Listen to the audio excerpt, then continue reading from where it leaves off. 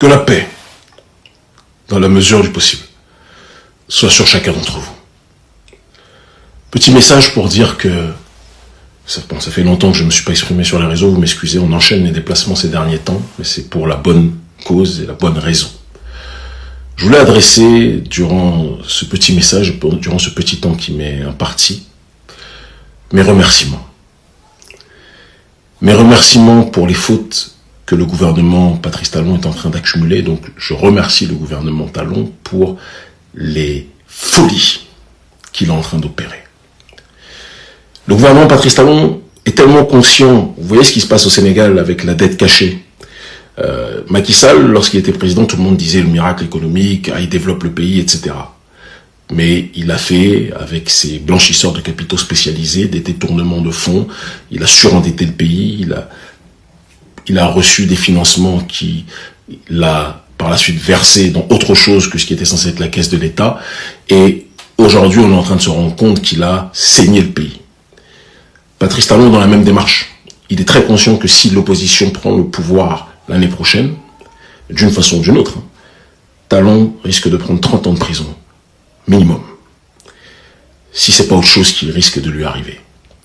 Et donc Talon est dans une démarche aujourd'hui de tout faire pour éradiquer l'opposition et que aucune contestation de sa gestion du pouvoir ne puisse opérer et ne puisse s'opérer. C'est très important que l'on puisse réfléchir sur cette réalité. Et donc je suis obligé quelque part de remercier le président Patrice Talon parce que les décisions qu'il prenne, lui et son clan actuellement, sont des décisions qui, contrairement à ce que lui et son clan pensent, ne vont pas entraîner ou cimenter la route de son succès, mais vont au contraire, et sont au contraire en train d'engendrer les prémices de son déclin. Je m'explique. Le Bénin est le pays de la conférence nationale. On peut émettre une réflexion critique sur la main néolibérale cachée qui était derrière l'instauration de cette conférence nationale. Mais personne ne pourra nier que c'est ce qui a engendré le multipartisme au Bénin et c'est ce qui a engendré le multipartisme en Afrique francophone. Beaucoup de pays ont suivi par la suite donc cette démarche du gouvernement béninois. Et je pense que c'est quelque chose qui donne aussi une particularité, un particularisme à la réalité de notre pays. Notre peuple, l'expression, la réflexion de la souveraineté populaire africaine dans la zone entre guillemets dite francophone a été caractérisée par cette séquence béninoise. Aujourd'hui, le président Patrice Talon est en train de vouloir assassiner cela. Il exclut l'opposition de manière totale, radicale. Il exclut donc l'opposition anti-système, les panafricanistes, la coalition des panafricanistes, à l'intérieur de laquelle se trouve notre mouvement Urgence panafricaniste, se trouvent différentes coalitions panafricanistes rangées derrière nous. Il exclut aussi, et ça c'est assez marrant, le parti qui a déclaré pendant longtemps vouloir respecter les règles, et le Parti des démocrates qui lui-même est exclu du jeu. Et je ne veux pas vous cacher que on était nombreux à leur avoir dit, mais on n'est pas à l'heure de dire on vous l'avait dit, on vous l'avait pas dit. Ce sont des jeux puérils et d'enfants. Le but aujourd'hui c'est l'unité, parce que nous tous, si nous nous unissons, c'est la seule façon pour que nous puissions gagner. Il n'y a pas d'homme providentiel au Bénin. Il y a un peuple providentiel, c'est le peuple béninois. C'est très important qu'on le dise. Et tant qu'on ne comprendra pas ça, tant que des gens seront dans des querelles de chefs ou des égos de chefs mal placés, rien ne va se dérouler. C'est le peuple béninois dans sa souveraineté et qui se manifeste par différentes entités et dans son unité qui pourra changer son destin. Patrice Talon, qui donc est dans une démarche non pas de nettoyage ethnique, mais de génocide politique, est en train d'exécuter toute personne qui peut le pousser à s'exposer par rapport au détournement de fonds qu'il a effectué durant 9 ans au pays. Le Bénin, aujourd'hui, il y a une opacité extraordinaire sur les deniers de l'État, d'accord. Il a un blanchisseur de capitaux exceptionnel en la personne de Romuald Wadani, il faut le reconnaître, qui est, en ce qui concerne la voyoucratie économique, est un génie. C'est une sorte d'Einstein du braquage économique et du maquillage. C'est quelqu'un qui a aussi réussi à incorporer différents métiers de l'informel pour donner la sensation que le chômage n'était pas si élevé dans notre pays, alors que les gens survivent. Les gens vivent dans une pauvreté, dans une paupérisation qui dépasse l'entendement dans notre pays. Je ferme la parenthèse. Talon, en plus donc d'exclure de manière désormais systématisée l'opposition, est aussi dans une démarche de vouloir imposer, via ces députés prostitués politiquement parlant qu'il engage, ces députés ont déposé un projet d'accord, de réforme de la Constitution, à l'intérieur de laquelle sera imposée pour nous autres Béninois. Retenez bien, parce que c'est quand même une folie. Sur 5 ans de mandat présidentiel, 4 ans, il y aura durant lesquels aucun débat politique ne sera autorisé. Seuls les louanges au gouvernement seront validées. Seuls les encouragements et les louanges au gouvernement seront validés. Il n'y aura plus de débat politique, il n'y aura plus d'opposition. Et c'est l'année précédant l'élection présidentielle qu'on pourra autoriser les partis politiques à pouvoir, entre guillemets, débattre. Talon, ce qu'il est en train de faire, c'est génocider la souveraineté du peuple béninois. Et il pense qu'il peut faire cela parce qu'il n'a jamais été aussi puissant. Il a en plus fait venir récemment encore l'armée française. Je rappelle d'ailleurs qu'il y a eu encore on peut pas dire les mots ici sinon on va être censuré, mais ceux qui sèment la terreur et qui déstabilisent les pays, les groupes qui sèment la terreur au nord du Bénin, d'accord, ils ont encore tué des gens, je crois que c'était le 7 novembre, c'est très important qu'on le dise, dans notre pays, dans le silence et l'opacité totale de notre gouvernement qui s'en fout de la mort des militaires. C'est pas ce qui l'intéresse. Ce qui l'intéresse, c'est les deniers qui peuvent se mettre dans la poche, l'argent qui peut se mettre dans la poche. Ils corrompent l'élite militaire, ils corrompent l'élite politique, et le reste, c'est la prison à ciel ouvert. On donne l'impression que c'est le paradis à l'extérieur, alors qu'à l'intérieur, notre peuple souffre le martyre. En voulant imposer ces 4 ans de louange éternelle au président du camp Patrice Talon, le prochain président sera Romuald Wadani. Talon sait très bien ce qu'il fait. C'est pour empêcher qu'on puisse regarder tout ce sur quoi il est en train de se servir dans notre pays, puisque ce pays est devenu sa propriété privée. Il veut instaurer aussi, toujours dans cette réforme constitutionnelle, un Sénat. Et ce Sénat a pour objectif de pouvoir recaser tous ceux qui ne seront d'ailleurs pas élus, des anciens présidents de l'Assemblée nationale, anciens présidents de la Cour constitutionnelle. Talon, en tant qu'ancien président et président actuel, mais futur ancien président, aura la possibilité de nommer une grande partie de ceux qui composeront ce Sénat. Le président de l'Assemblée nationale, qui est le caniche de Talon, pourra aussi nommer une grande partie de ceux qui constitueront ce Sénat. Et ce Sénat qui sera composé donc de gens non élus, aura un pouvoir supralégislatif et un pouvoir quasi supérieur à l'exécutif, parce qu'il aura le droit de regard sur la ligne effectuée par le président de la République, qui est le caniche blanchisseur de capitaux, le blanchisseur du Al Capone du Bénin, Romuald Wadani, blanchisseur du Al Capone, qui est Patrice Talon.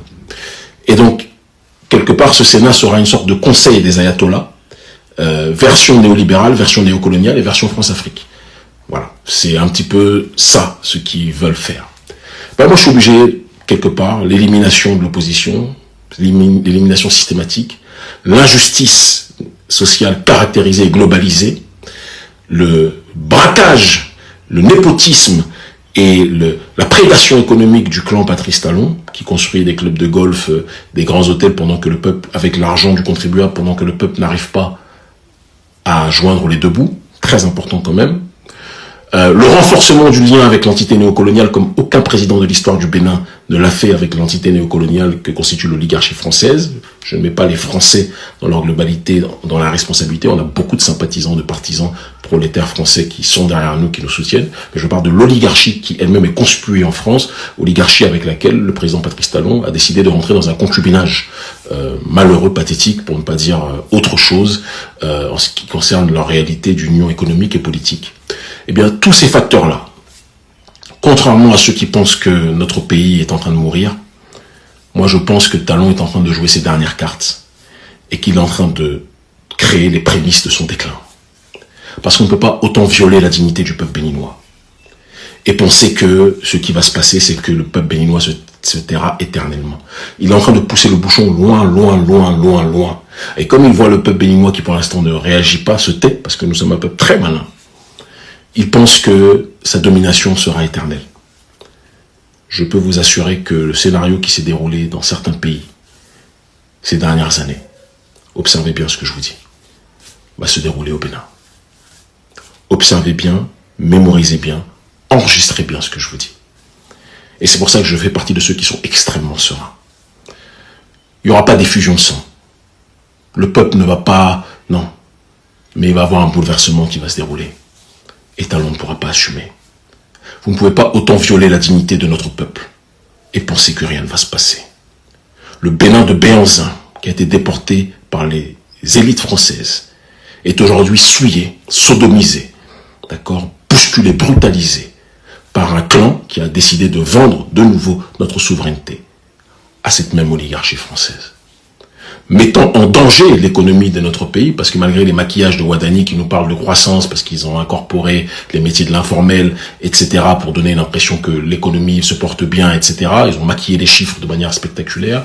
Il y a une réalité qui est évidente, c'est que, par exemple, les problèmes et les tensions qui existent avec les pays environnants, les pays de l'AES, sont des problèmes imputables au président Patrice Talon, qui sait très bien que ces pays sont en guerre politique et géopolitique avec l'oligarchie française.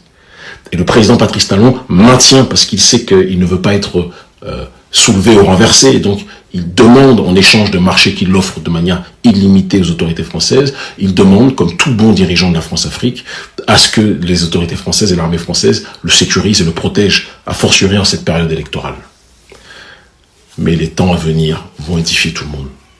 Je dis juste à l'opposition, et je le dis de ma position, je le dis en étant dans une démarche plus que jamais d'autodétermination.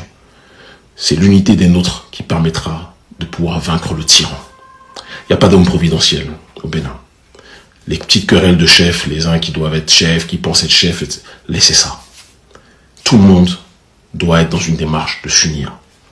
Les différents rendez-vous que j'ai fait ces derniers temps, c'est le message que j'ai passé. Et je pense que ça a été par ceux que j'ai rencontrés très bien reçus. D'accord ? Et les autres que nous allons rencontrer dans les jours à venir, je rebouge dans 3 jours, je leur dis la même chose. Nous devons nous unir. Talon vit ces derniers temps et son clan aussi. C'est à l'après que nous devons penser, un après qui sera pour la justice sociale, pour un développement endogène, pour la souveraineté populaire, pour un non-alignement vis-à-vis de la démarche néocoloniale. Le Bénin, qui a été le père et la mère du multipartisme, doit devenir le père et la mère, la boussole de la souveraineté. Et nous sommes en capacité de pouvoir l'effectuer. Je vous aime en perdre la raison. Je vis pour cette notion d'autodétermination. Ça m'a poussé à connaître la prison, ça m'a poussé à connaître l'exil, le double exil même, que ce soit le pays où je suis né, ou mon pays, le pays de mes aïeux, ma patrie, le Bénin, où depuis que j'ai dénoncé les liens frauduleux et néocoloniaux entre le président Talon et l'armée française, ils ont fait en sorte de tout faire pour me présenter comme un ennemi d'État. Mais je sais, et avec une grande sérénité je vous le dis, le Bénin va être dans pas longtemps libéré. L'Afrique libre ou la mort, nous vaincrons. Grosse pensée pour notre peuple où qu'ils soient installés, au Togo, au Cameroun, au Soudan, au Congo, dans les Caraïbes, en Martinique, en Guadeloupe, à Haïti, en Amérique du Sud, où que vous soyez, je vous aime. Nous allons nous en sortir. C'est une question de temps. Restons consistants et résilients. Le Bénin est aujourd'hui le théâtre d'une tension politique qui ne laisse personne indifférent. Dès les premières secondes, il est crucial de saisir l'ampleur de la situation et d'en comprendre les enjeux profonds. Kémy Séba, figure emblématique du panafricanisme, prend la parole pour alerter, non pas simplement pour critiquer, mais pour offrir à tous les Africains une réflexion sur le destin de leur continent. Selon lui, le président Patrice Talon engage des manœuvres politiques qui visent à marginaliser l'opposition avant les prochaines échéances électorales, plaçant ainsi la souveraineté populaire face à un défi sans précédent. Cette situation, loin d'être un simple événement local, contient des enseignements universels pour toute l'Afrique. Quelles leçons pour l'Afrique ? Elle commence par la vigilance citoyenne, l'importance de l'unité et la nécessité de protéger les mécanismes démocratiques qui garantissent la voix du peuple. Kémy Séba souligne que le gouvernement de Talon agit en pleine conscience de ce qu'il entreprend. La logique, selon lui, est celle de la peur, empêcher l'émergence de toute contestation politique qui pourrait révéler des pratiques opaques ou des détournements de fonds. Les accusations de Séba, relayées par sa voix authentique et directe, exposent une réalité que beaucoup refusent de voir. Lorsque le pouvoir se concentre et écarte toute opposition, il ne sert plus le peuple mais ses intérêts personnels. Ici, la chaîne Quelles leçons pour l'Afrique s'inscrit dans une mission fondamentale. Montrer que ces dynamiques locales sont des miroirs des défis structurels auxquels le continent est confronté. La réflexion ne doit pas s'arrêter au Bénin. Elle concerne toutes les nations africaines où la concentration du pouvoir menace la démocratie et la liberté. Il est frappant de constater que Séba ne se limite pas à dénoncer. Il met en lumière les paradoxes et les contradictions du pouvoir en place. Patrice Talon, En cherchant à neutraliser l'opposition et à contrôler le débat public, construit paradoxalement les bases de son propre déclin. L'analyse de Seba invite chaque citoyen africain à réfléchir sur les limites du pouvoir autoritaire et les conséquences à long terme de la marginalisation politique. La leçon est claire, l'oppression momentanée ne garantit jamais la pérennité d'un régime. Le peuple, lorsqu'il est patient, malin et organisé, finit toujours par retrouver sa voie. Pour quelle leçon pour l'Afrique ? Il s'agit ici d'un exemple concret de la nécessité de cultiver la vigilance collective et de comprendre que chaque décision politique a des répercussions profondes sur le futur du pays. Une autre dimension importante de l'analyse de Seba est la critique des mécanismes économiques et financiers mis en œuvre par le gouvernement. Selon lui, le Bénin, sous Talon, reproduit des modèles de prédation économique où les fonds publics sont détournés, la pauvreté endémique persiste et la richesse du pays est concentrée entre les mains d'un clan restreint. Ces pratiques ne sont pas uniquement des infractions légales, elles sont le symptôme d'une stratégie politique où l'enrichissement personnel prime sur le bien commun. Pour l'Afrique, la leçon est limpide. La souveraineté économique est indissociable de la souveraineté politique. Une nation qui laisse son pouvoir économique à quelques mains risque de perdre son autonomie et sa capacité de décision face aux pressions extérieures. C'est une invitation à réfléchir sur les modèles économiques africains et sur la nécessité de construire des systèmes qui servent le peuple plutôt qu'une élite. Seba évoque également l'importance historique du Bénin dans la démocratisation en Afrique francophone. Le pays, grâce à la conférence nationale, a été pionnier dans l'instauration du multipartisme et de la souveraineté populaire. Aujourd'hui, avec les mesures que Talon tente d'imposer, ces acquis sont menacés. La régression démocratique n'est pas seulement un danger local, elle envoie un message à tous les pays du continent. La vigilance face aux dérives autoritaires est un combat permanent. La chaîne Quelle leçon pour l'Afrique insiste sur le fait que la démocratie n'est pas un état permanent mais un processus actif qui exige l'engagement, la lucidité et la solidarité de tous. Lorsque l'opposition est marginalisée, ce sont les droits fondamentaux de chaque citoyen qui sont en péril. La dimension de l'unité populaire est centrale dans le discours de Seba. Il rappelle avec force que le peuple, et non les individus, est le véritable moteur du changement. Les querelles de chefs ou les ambitions personnelles doivent céder devant l'impératif de l'unité et de l'action collective. C'est une leçon essentielle pour l'Afrique entière, la fragmentation interne affaiblit la capacité à résister aux dérives autoritaires et aux pressions extérieures. Seba ne se contente pas de dénoncer Talon, il appelle à la mobilisation et à la cohésion des forces démocratiques, à la consolidation d'une conscience citoyenne qui transcende les intérêts individuels. Chaque action collective est, selon lui, un pas vers la souveraineté et l'autodétermination du peuple. Le discours met aussi en évidence les stratégies de manipulation institutionnelle et politique. La réforme constitutionnelle que Talon envisage, qui limiterait le débat public et le contrôle citoyen pendant 4 ans, est un exemple de concentration du pouvoir qui menace la démocratie. Seba alerte sur les risques d'un Sénat composé de membres non élus, agissant comme un organe supralégislatif, qui pourrait contrôler et restreindre l'action du gouvernement futur. Cette analyse, bien que spécifique au Bénin, renvoie à un enseignement universel pour l'Afrique. Chaque mécanisme institutionnel doit être conçu pour servir le peuple, pas pour renforcer indéfiniment le pouvoir d'une élite. L'observation de ces manœuvres est une invitation à tous les citoyens africains à comprendre les institutions, à suivre leur fonctionnement et à s'y engager activement. Seba met également en avant la dimension géopolitique de la situation, notamment les liens entre Talon et les intérêts étrangers. La dépendance envers l'oligarchie française est analysée comme un facteur aggravant, un obstacle à l'indépendance et à la souveraineté du Bénin. Pour l'Afrique, la leçon est encore plus vaste. Le développement et la liberté ne peuvent être atteints si les dirigeants privilégient des alliances qui compromettent l'autodétermination et la justice sociale. L'éveil politique ne peut se faire sans conscience des pressions extérieures et des stratégies néocoloniales qui continuent d'influencer le continent. Dans cette première partie, Seba ne cesse de rappeler que malgré la répression apparente, le peuple béninois possède une résilience remarquable. Les obstacles imposés par un pouvoir concentré ne sont pas des barrières insurmontables mais des invitations à l'organisation, à la réflexion stratégique et à l'unité collective. Quelle leçon pour l'Afrique s'appuie sur ce constat ? La patience, l'intelligence et la cohésion sont les instruments de la transformation politique. L'oppression temporaire n'est pas la fin, elle est le catalyseur d'une prise de conscience plus profonde. Au-delà de la critique politique, le discours de Kémi Seba met en lumière une vérité profonde et universelle. Le pouvoir, lorsqu'il se détache des valeurs de justice et de responsabilité, finit par s'aliéner ceux-mêmes qu'il prétend gouverner. Patrice Talon, selon Seba, ne se limite pas à gouverner. Il cherche à créer un système qui neutralise toute opposition et qui verrouille le débat démocratique pour plusieurs années. Cela représente un signal d'alarme pour toute l'Afrique. La démocratie n'est jamais acquise et chaque génération doit la défendre activement. Quelle leçon pour l'Afrique montre ainsi que chaque dérive locale, chaque réforme contestée, chaque stratégie de concentration du pouvoir est une opportunité pour le continent d'apprendre, de s'éveiller et de renforcer la vigilance civique. Il ne s'agit pas simplement de dénoncer, mais d'éduquer et de mobiliser. Seba souligne avec insistance la dimension systémique de ce qu'il qualifie de génocide politique. Ces mots, choisis avec précision, ne doivent pas être compris comme une incitation à la violence mais comme une métaphore de l'effacement progressif de la voix du peuple et de la marginalisation des forces démocratiques. Dans un contexte où l'opposition est écartée, où les médias peuvent être contrôlés et où la transparence économique est compromise, la société civile devient le rempart essentiel. L'Afrique entière doit comprendre que la démocratie se nourrit de la pluralité et du dialogue et qu'un pouvoir qui élimine les contrepoids affaiblit sa légitimité. L'enseignement pour le continent est donc clair. Il est impératif de créer des mécanismes qui garantissent l'équilibre des pouvoirs, la liberté d'expression et la participation populaire active. L'analyse de Seba révèle également l'ampleur de la prédation économique orchestrée par le pouvoir en place.